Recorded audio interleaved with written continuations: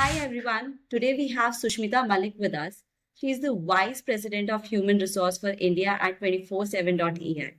With over 30 years of experience in HR, Sushmita brings a broad and deep understanding of people and workplace strategy. As a VP HR, she has led some of the best and award-winning people management initiatives.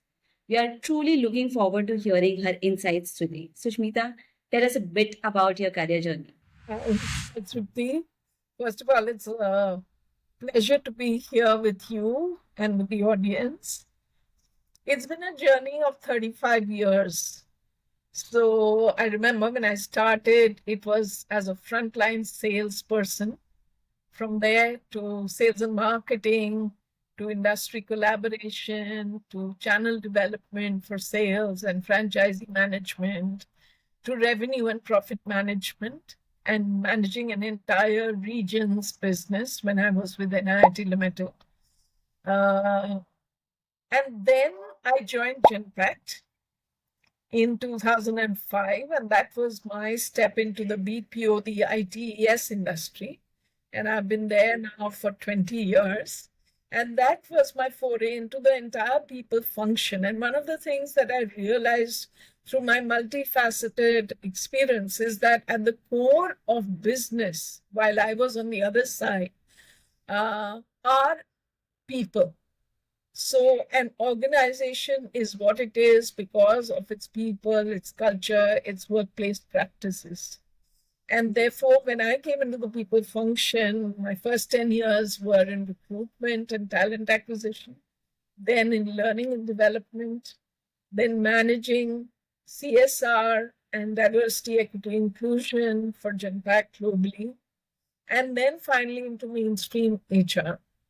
Okay. And then, of course, my last 7 years in 24/7, I've been handling the end-to-end of HR, right from hiring to retiring, including comp and ben, payroll, recruitment, engagement, retention, and all the people practices at 24/7. It's been a huge journey of learning, of experience gathering, and innovating to bring in what is best for our workforces and learning from a lot of industry peers. That's nice. Sushmita, of course, the journey is fascinating, and I hear that, there are a lot of ups and downs out there. So, what brought you to your current role?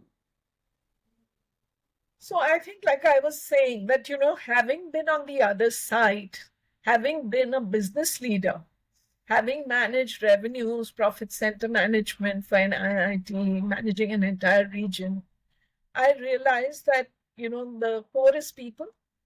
And therefore, when I came into Genpact, and Genpact, as you know, is a huge organization with thousands and thousands of people, there was so much to do to change and impact the strategy of the organization and generate business impact through people management.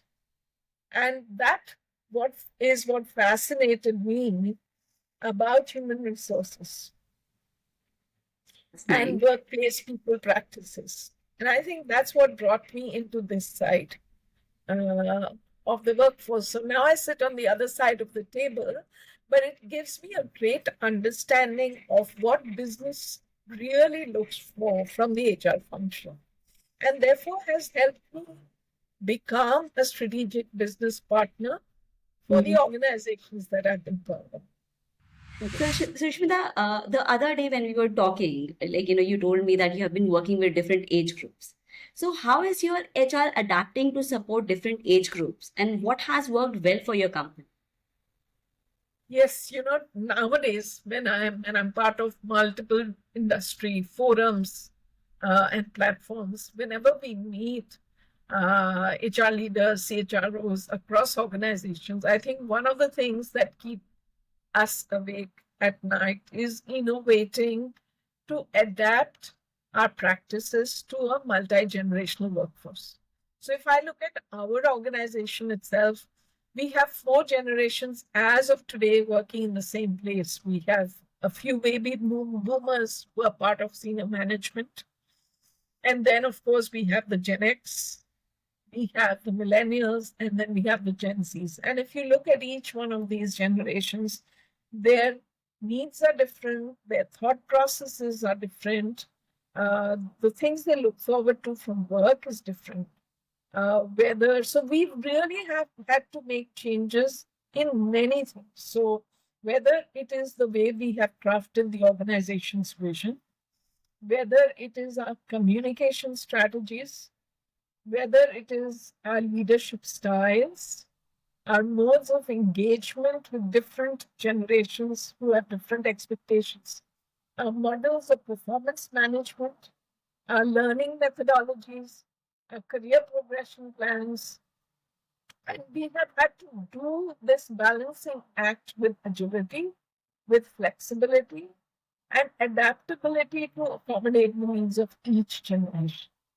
And we've also had to create new platforms through which each of these generations can seamlessly blend with each other and bring out the best of each generation without losing their unique identity. So Sushmita, my next question is because a lot of, of course, from new generation, the Gen Zs, they're talking about a lot of flexible work. So different generations have different views on flexible work. How do you find the right balance? And what is your team doing that's unique? Yeah, so the whole workplace flexibility model is gaining a lot of momentum, and it is becoming increasingly multifaceted. It's no longer limited to remote or hybrid models alone. Instead, it now encompasses diverse arrangements such as, shorter work weeks, Mhm. flexible hours, and even digital flexibility. So, using the constant digital advancement to allow them to work from different places at their convenience. So, we do have in some sides of the organization people who are working from very remote locations Mhm. and still delivering to their job. So, I think the evolution of our policies, our processes reflects an understanding of employees and different generations' varied needs and highlights HR's role in crafting policies that support work life balance and organizational agility.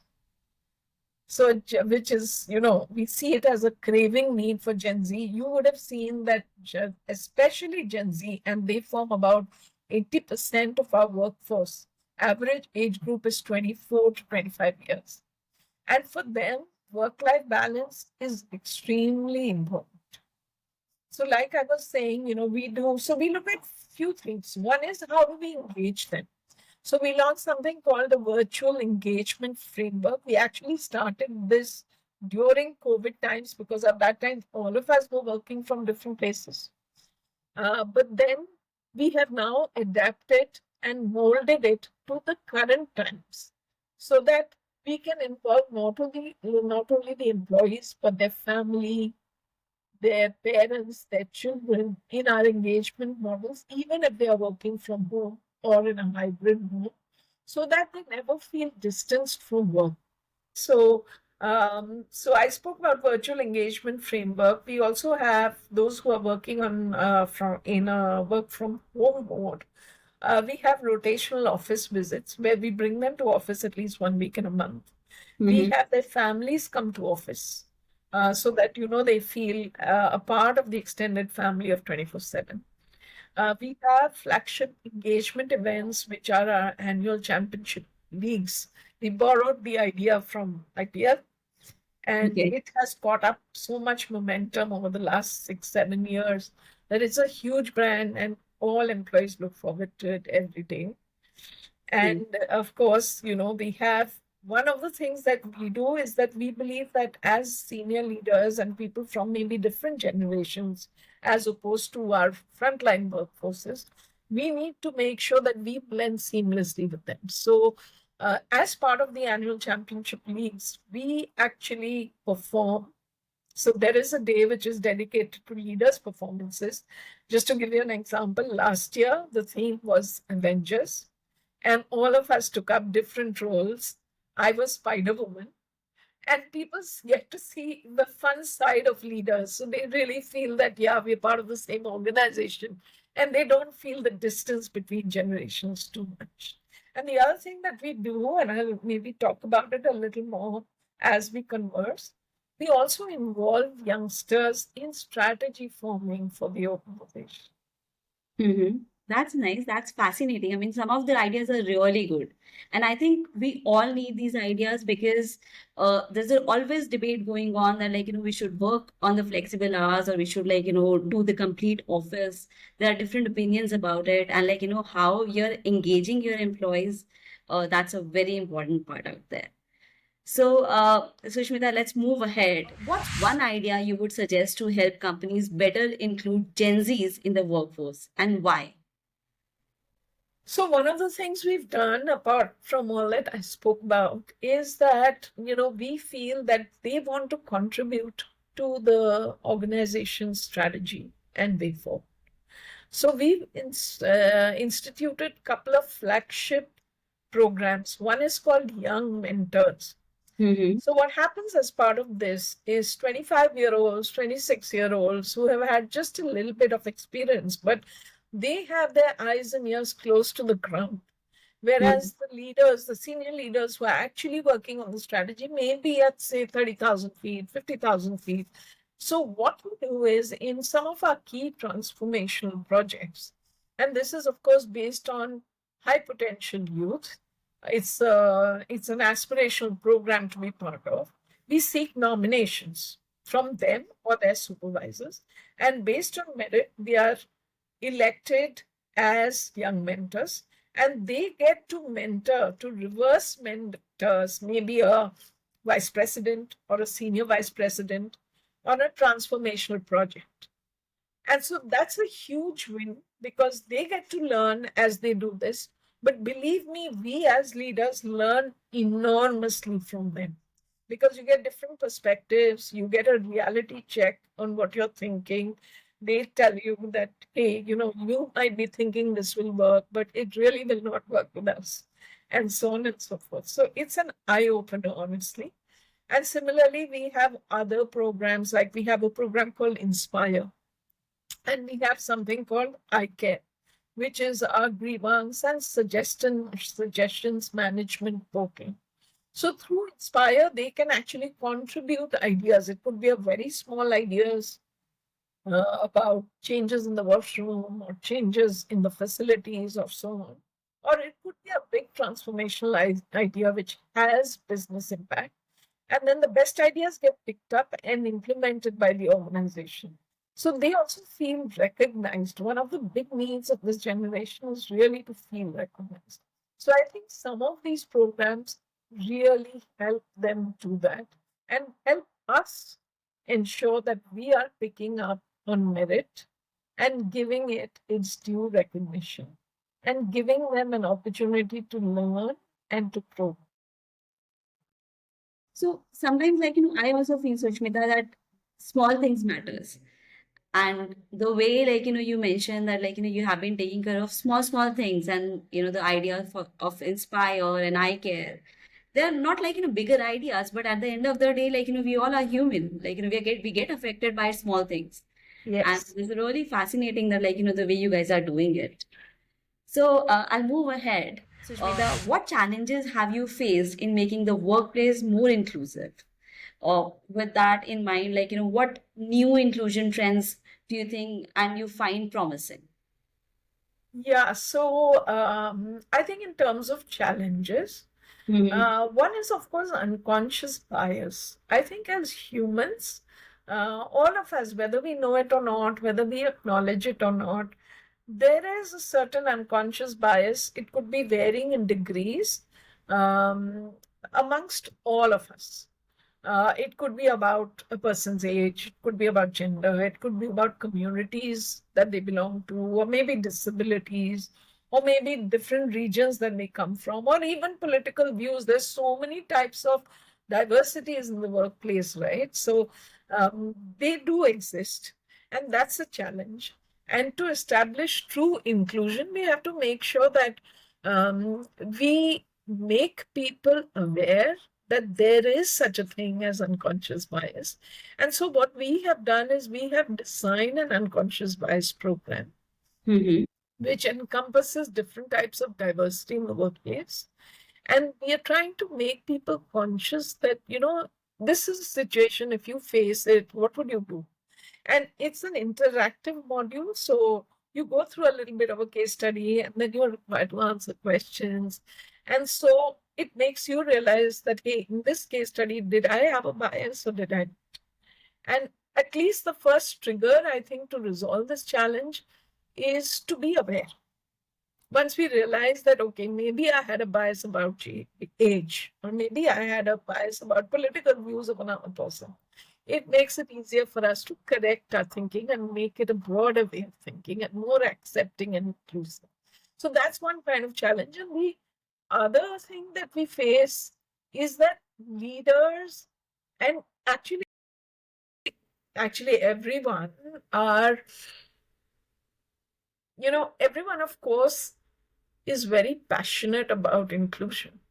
But many a times what happens is that amongst various other business priorities, this takes a backseat. So how do we make sure that we are walking the talk at all times, So it's not seen as just saying the right things, but doing the right things, living the right things, and never, never seen as tokenism. So I think that's the other kind of challenge that not only we, I think every workplace or leaders face. No, true, very true. Like, because biases and fighting with them, with these biases, is very important. And, the kind of awareness it needs, I feel that it takes a village. True, If true. everybody needs to be around, should be aware of it, how to manage it. And you rightly said that, like, the way, like, sometimes you don't know what to answer. Sometimes you don't know, like, how to express it. So, yeah, I mean, like, that's a very good initiative. My next question is, how does 24/7.ai promote gender equality? Yeah, so we have two key programs. Our focus from an inclusion perspective has been on two things. First is gender, and the second is LGBTQ and AI. So, so for gender, we have a program which is called Shakti. Shakti, as you know, stands for Divine Feminine Energy. And under Shakti, we have three pillars. So the first is hiring more women. The second is developing and growing them up the ladder. And the third is retaining them in the workplace, because it's a universal phenomenon that women, while they contribute enormously to the workforce, but when it comes to things like marriage, maternity, they tend to take the decision to drop off. So how do we, support them through these phases, through our policies, through our communication, through making role models out of our own internal leaders as well as client leaders? Because ultimately, whether it's in India or abroad, and we have so many global clients, we realize through conversations that the problems that women face are very similar. So sharing these journeys really helps to ensure that women feel inspired to stay on. So that's the Shakti program. On LGBTQ, we have a program which is called Equally. So equally, because it is LGBTQ and allies. So the way it is spelled, equally stands for equity, but also allies. And so we have a global network of LGBTQ and allies. And every month they meet, they discuss their challenges, their issues, and practices that can help overcome these challenges. And Mhm. leaders participate in it, so they know that they really heard and accepted. And I have had youth coming to me. I remember this young boy who I had a conversation with, and they were telling me that, I take a lead in so many things in 24/7, but at home I have not yet said that I belong to the community. So I feel safe and accepted here, and which is why I take a lead in so many programs. So that makes us feel very good that we are being able to make them feel at home. That's true. And that gives you a sense of trust also, the sense of belongingness out there. Yes, yes, My yes, next question, I think you have answered already that, like, what are the steps you guys are taking and what kind of support you're providing? So I'll move ahead. yes, So could you yes. share any advice for the HR leaders on how to shape a company's culture? Because as you've been working for a longer time into culture, and I see that, like, a lot of initiatives your company has already taken. And, I see that the things are, working out pretty well for you guys. So any advice, any ideas like you would like to give to your new generation out there? Yeah, I think for HR leaders, and these are conversations that we continuously have amongst age groups. First thing is build trust. Focus on building trust, because this is fundamental to any relationship, whether it's at work or it's in life. Without that, you will not have belief in the organization culture. And culture starts at the top. So it has to be driven top down and then go bottom up. Second is be a role model, be the change that you want to see, because ultimately people see your behavior. They just don't listen to what you say, but they're watching every minute as to what you're doing. And every interaction is a moment of truth. So we need to live the culture at every touch point. It's about, how you greet people, whether you take time to listen to them, how you treat them in breakout areas, the coffee machine breakouts, and so on and so forth. And then I think everyday self review. Look at yourself in the mirror and be honest with yourself. Did I do everything right the way I should? And if not, learn from that. And then correct yourself as you go along. And then promote equal opportunities for all. And this without bias, because this is a feedback many times, not only us, across organizations, we get from surveys and so on. People perceive anything which is seen as unequal to be a form of unfair practices and bias. So, whether it's opportunities for learning, for growth, for career progression, increments, and anything that matters to people, make sure that you're always being fair and equal and never giving scope for people to think that you're unfair. Yeah. So, Sushmita, I mean, like, I see, I've actually myself taken a lot of points from you. For me, like, out of this discussion, the learning is too much. I can talk with you for hours. I mean, like, the kind of initiatives you guys are working on, the kind of ideas you're working on, that's pretty much there, like, which I always wanted to explore and want to do in the life. So, but we have a time reservation. We'll have to wrap this conversation here. Thank you so much, Sushmita, for your time and insights. For the key takeaways, if I would like to say from this is that, like, we are the only people who have to, fight with our own biases. Probably second is like, the learning never stops. As you rightly said, that learning is very important and you're learning every day from every initiative. I feel that, like, we all need to learn at every step of our life. The inclusion was the prime highlight for me because the kind of initiatives you guys are taking, and I always talk about biases, always talk about the trust building, but I don't see that is happening at ground level or core level. We talk about it, we go on the mic, we have a lot of conversations about that, but, like, actually how much it is happening, that creates an impact. And I see that, like, if somebody is coming directly to you and saying that, like, you guys are the safe place, then that's a win. So thank you so much for your insights, Sushmita. Thank you for your time.